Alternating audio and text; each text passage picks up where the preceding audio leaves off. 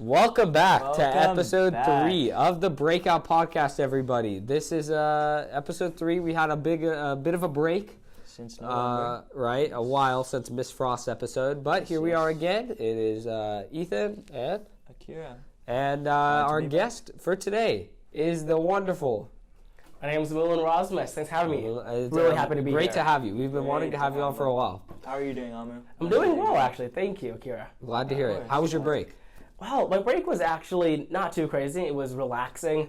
Really tried to just focus on, I think, less activities and just a lot more of just getting that good rest in, hang out with family. We had some family fly in, and so it was they came here? Yeah, they did. Yeah, they came over here, did some skiing. But yeah, overall, just a wonderful time to just relax and rejuvenate. Awesome. Glad to hear it. And today we are trying something new. We have a camera pointing at our wonderful crew in the background, who are hardly working today to make the podcast what it is. Thank you. So in case they ever want to chip in, we'll ever ask them anything, you can address questions at them. Or, yeah, all right. Nice to try something new. Lead it in? Yeah.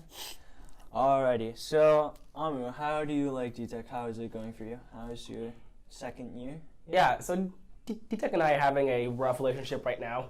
After Quincy left, there's been some turmoil within the African community at the school, and I think not a lot of acknowledging of what's going on. So there was a lot of us feeling the blue, and so I think that's just on top of a lot of other things that have been happening. So we're right now just having a lot of a hard time with each other.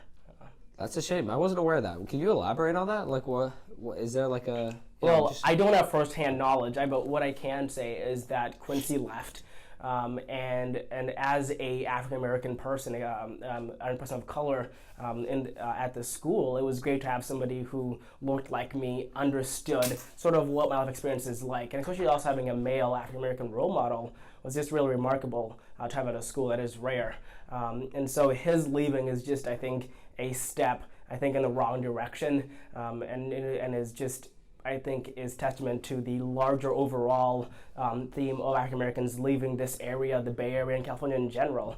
And I think we're just seeing it happen within our small community at school. But it's a more of a national and larger thing within our own communities. That's a shame. Yeah, it's good to hear. Your opinion on that. You said before Quincy left, was it the grading system? Or? Yeah, I think, quite frankly, is DTech really sold me on a wonderful experience freshman year. I think if y'all remember last year I was a huge proponent of this school. I really was excited to come here and sort of see what can education really be like. But now that I've been here, I've experienced a lot of, I think I have seen what can it be like, but I think in order to achieve that, there have been things I've been disappointed with. But that's going to happen wherever you go. But I think it's having to deal with, I think maybe getting myself a little too excited, and then maybe, I think, setting really high expectations, those not being met. What did you really expect from DTech? I think, quite frankly, my middle school experience was not that great. I think a lot of us who did come to DTech, we didn't have such great middle school experiences, and we're trying something new. Yeah. And so I came here because I was like, well, I'm not going to be with all the kids from my favorite school district. I'm going to get a new school, a new sense of, I think, of culture and community. And so when I came here, part of that was met. But I think there was still that desire and longing that I was looking for that just has been met yet. And so I think it's trying to work with knowing that, yes, the school is doing a lot of great things, but there's still a lot of things that need to be worked on at the same time. Yeah, wow. That's really insightful. I mean, personally, last year, I would say it's a tough time, to get candid. Like, just the adjusting period, it was really difficult because originally I didn't really want to come here. I know a lot of other students are in that boat. We are either forced to. I don't know about you. Yeah, I was forced to come to school. Yeah, so for me, like, it's interesting to hear you say that. So I guess it's just two different sides of the story. And I wouldn't say this year's better per se, but I'm definitely having more of a fun time. But I think you're absolutely right. You're speaking to that I think the school got a wide ranging of people who came here, right, and the purposes for coming here. And so I think it's difficult to, I think, meet the needs of everybody. And so people, right, like you, Ethan, right, you're going to come here, first you have a hard time, but second you have it be better, and some kids are going to have the exact opposite, right? And so it's, and that's the really hardest thing of, as a school, is how do you address this, right? What do you do precisely to help out, to make sure that Ethan's having a good time and so is Amu, right? And so it's trying to please both, but it's really hard to please two people at the same time. Do you think it's doing better than other public schools? I think in some areas DTech is. I think in the sense of pursuing innovation, I think DTech is definitely trying to and is really seeing if it can be done. But I think really the struggle I think that we as a school and a community face is we have to pay for the consequences of that innovation, right? Whenever something new is done here, there's usually backlash, there's usually a lack of communication, and so then we are left to sort of be the guinea pigs for a system that we don't know how it's going to be, right? But with us only being here 4 years, right, the time we spend here is precious. And so whether a policy is good or bad, it affects all of us. And so I think that's part of the sort of the price you pay to wanting to have the amount of, I think, innovation and change that occurs at DTech on an annual basis. Yeah, I think I'd agree. that sums up our opinions perfectly. Yeah, that was beautifully said. Can we get you anything to drink? No, I'm good. No, I'm good. I brought some water. Soda, anything. Get in the fridge in the back. No, I'm good. I'm good. I'm actually a Modelo guy. What's your take on this, on the coronavirus? The great question that you're asking. I think the virus is, I think, in a larger scope, just sort of the beginning of these larger pandemics that we really don't know what to do with. I was just watching a Netflix documentary that was addressing this. And when you have such a large population that is so globally connected, you're going to have the spread of diseases. That's just going to happen. And so with this, right, it starts in one place in China that's 11 hours away from here, but then it's somehow, right, within a few days is across multiple nations. And we're lucky that the coronavirus isn't so bad, right, compared to other pandemics we've had. Well, the thing is, it's not so bad because we have very educated people that it's their specialty to deal with that kind of virus, which is really thankful for us. I don't know. I would actually argue that it's not the specialists. It's the makeup of the virus itself.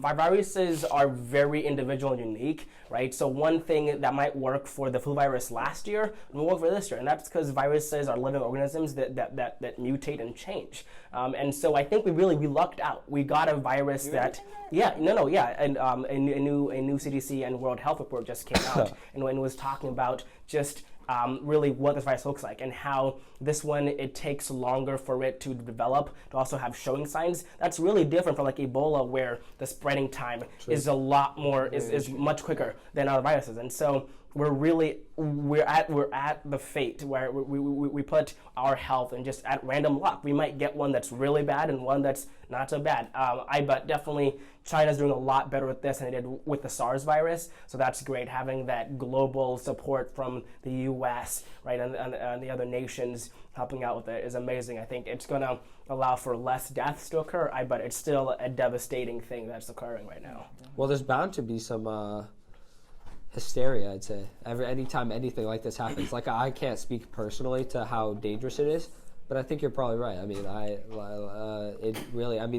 something like this will happen, and I agree that it's probably not as bad as it could be, and outrage will occur regardless. No, I think you're absolutely right. I think it's sort of, I call it the human disease, right? It's where when one thing happens, it is very easy for us to shut down everything else in our life and just sort of be like, oh, well, this is happening. I can't do anything different. I got to stop my life because I might die tomorrow, right? And so it's that mindset, right? It's that question of, is the glass full or is it half empty? Is it half empty, half full? And so it's the way how we address that sort of affects that mindset that we have as a species. Speaking of glass full empty, do you think cereal's a soup? Would you say the cereal is a soup, do you think?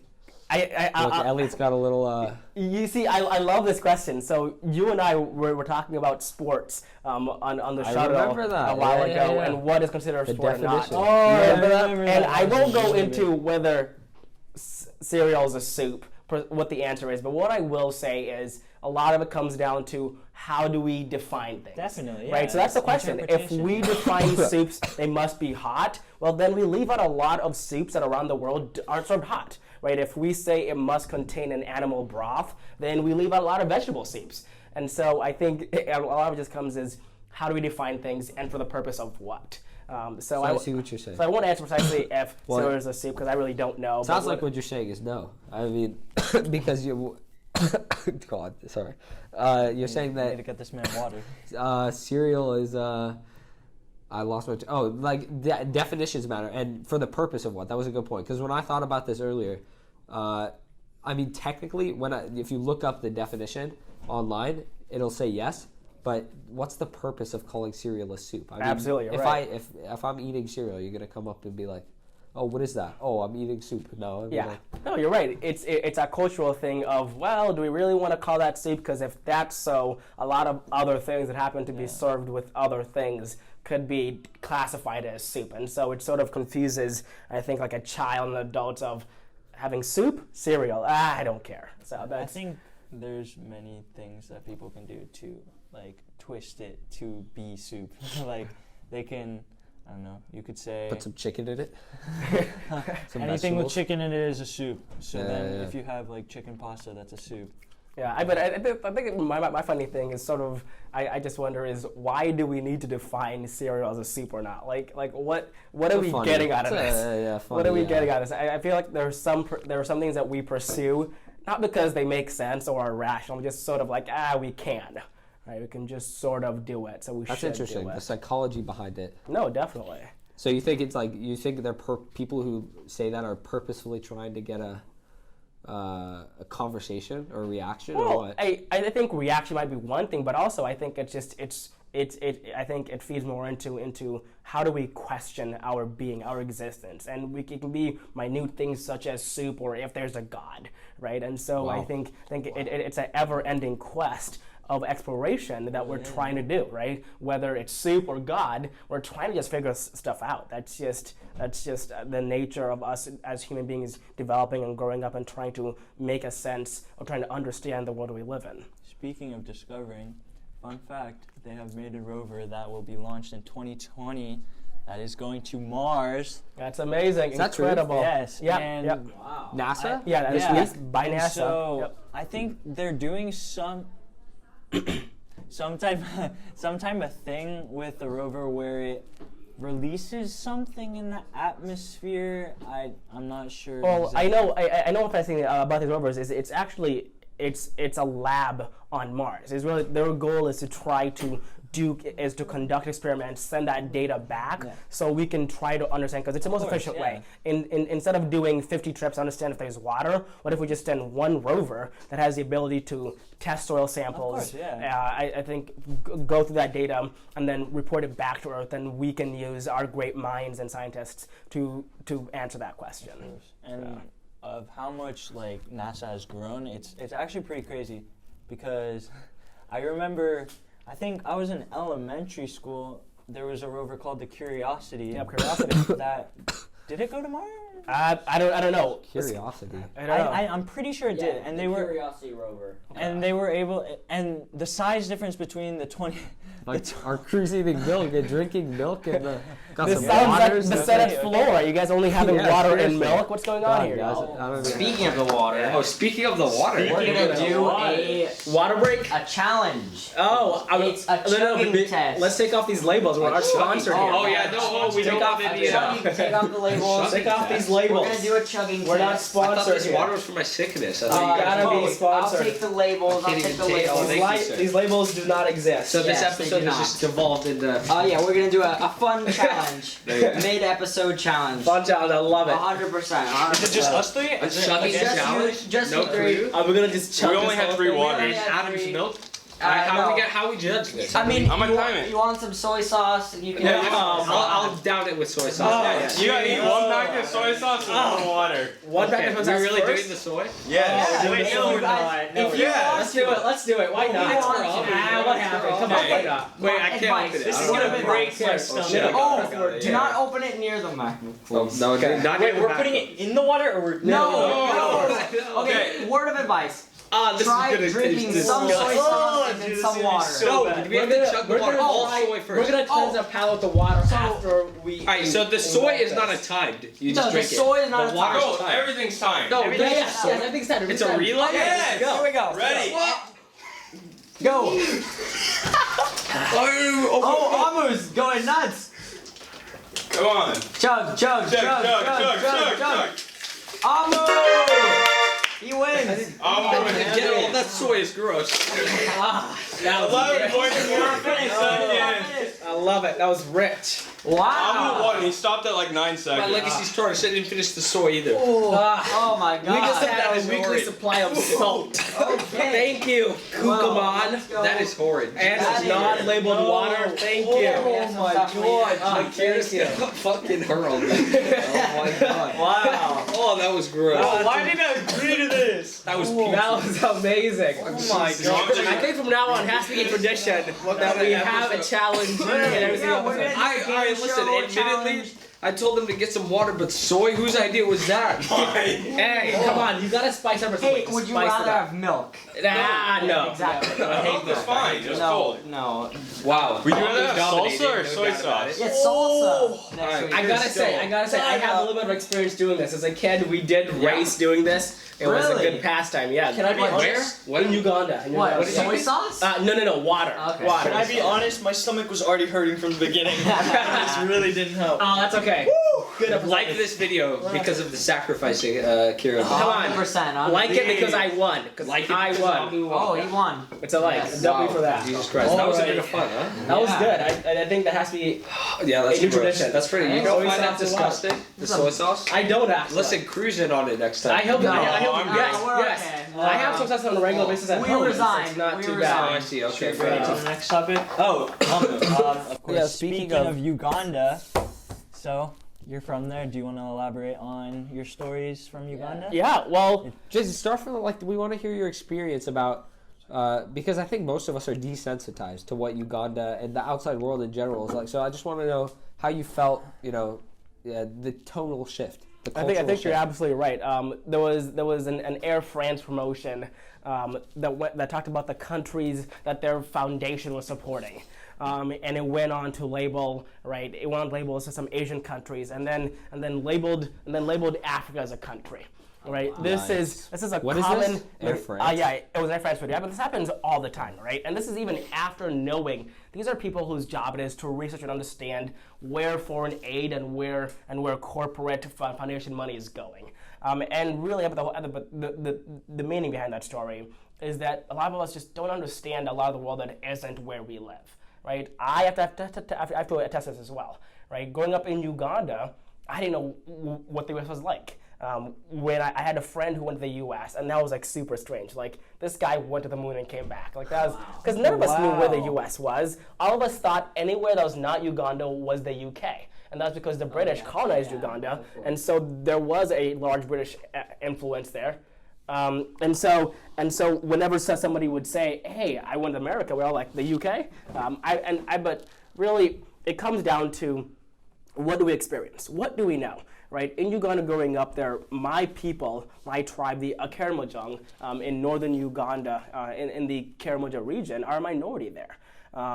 And so they even have a much different experience compared to your average Ugandan. Uganda, much like the rest of Africa, is made up of small nations that were, after 55 years of colonization by the British, were forced to identify as one nation. Right, this is really difficult. Imagine if somebody came to you, right, and brought you two new family members and said, "Hey, these two are now your family members. You have no options. You have no choice. You all might look differently. You might speak differently. You might even do different things. But you guys are now a family." Right? This is an example, but this is really what's happened around the world with colonialism. Is that you have people that never were together. They might have traded with one another. They might have known of each other, but these people did not live and identify as one people. And so it really is difficult, right? Because in Uganda, my people, they actually look differently.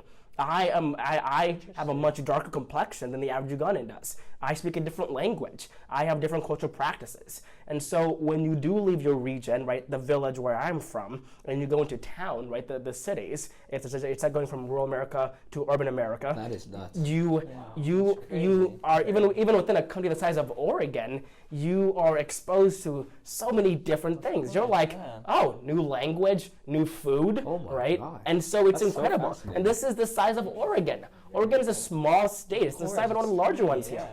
And so that's Uganda. But this is really a testament to much more of the broader continent of Africa, right? The continent is made up of a lot of smaller kingdoms that are now put into countries, right? They drew lines and said, you go there, right? You belong there.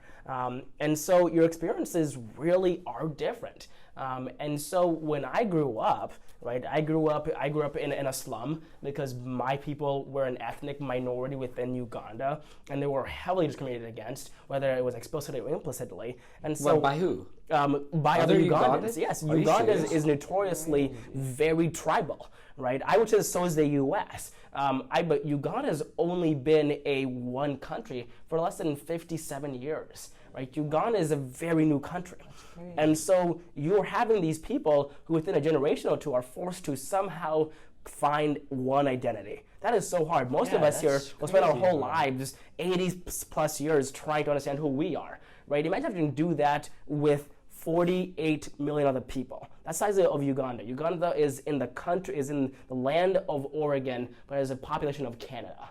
Right? It's one of the most densely populous countries in the world. It has one of the highest birth rates and continues to.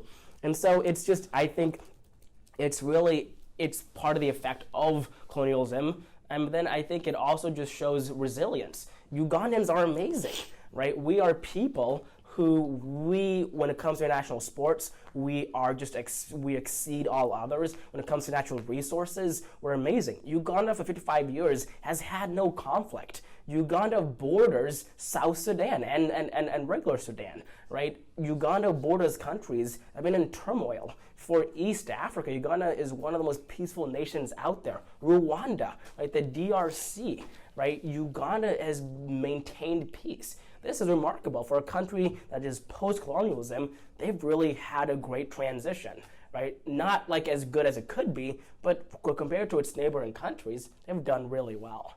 Would you, I'm at a loss for. You're really well spoken, Amu. Did you write a book? I'm serious. Yeah. Write a book? So serious. I've been asking for it, and I think eventually I will write a book. Eventually, to just document what is life like coming from one country to another. Yeah. Right? Everyone You would have want such to a. hear I that. promise you, and I don't know how many people are watching this, but more people need to, because that alone in the few minutes, that was so. Inspiring, everything. Well, thank you guys. You guys are very kind. Honestly. Thank you. No, and I think if you guys have questions about my experience, please ask me. I think It's we awesome. can talk about it. If you want to ask about what it was like to come here and other questions, what was school like, please go ahead. I think the more we can broadcast, really, I think the different experiences around the world and even within our state, I think the better we can understand ourselves and also the people who are around us. Yeah, I really think that a lot of people here don't really have, Ugandans don't really have the attention that it could have. Yeah. And They don't have the what?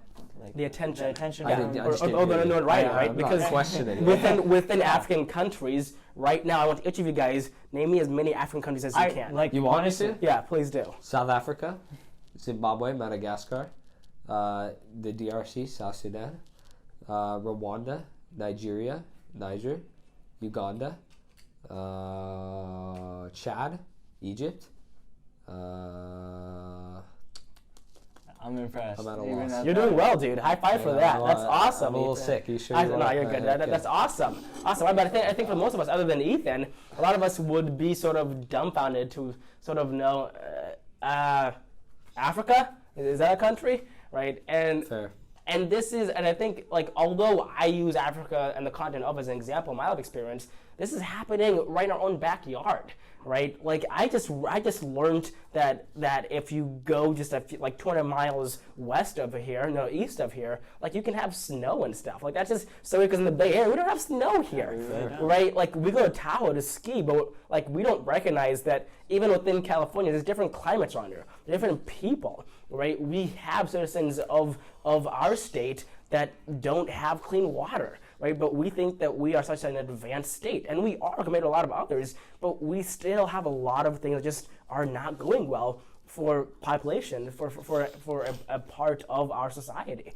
And so I think we gotta really look at it as we gotta broaden our understanding. Yeah. If we cannot do that, it's gonna be so difficult for us to, I think, make change in our own lives, but then in our communities as well. Yeah, but I think it also goes down to the people who have like the urge to actually like learn and know more, and there's people who also don't have the urge because they have everything they need, they're completely fine, and they don't want to like explore, I guess you could say. Well, That's fair. They're like safe in the bubble. well, there was a great quote by James Baldwin, who said, "Children are notoriously known for not being good listeners, but they're very good at repeating their parents' actions." So if we start educating our youth that understanding more and wanting to, that learning can be something that's enjoyable. Okay. If we start that at a young age, I think we'll have a generation of people who are actively trying to seek new experiences,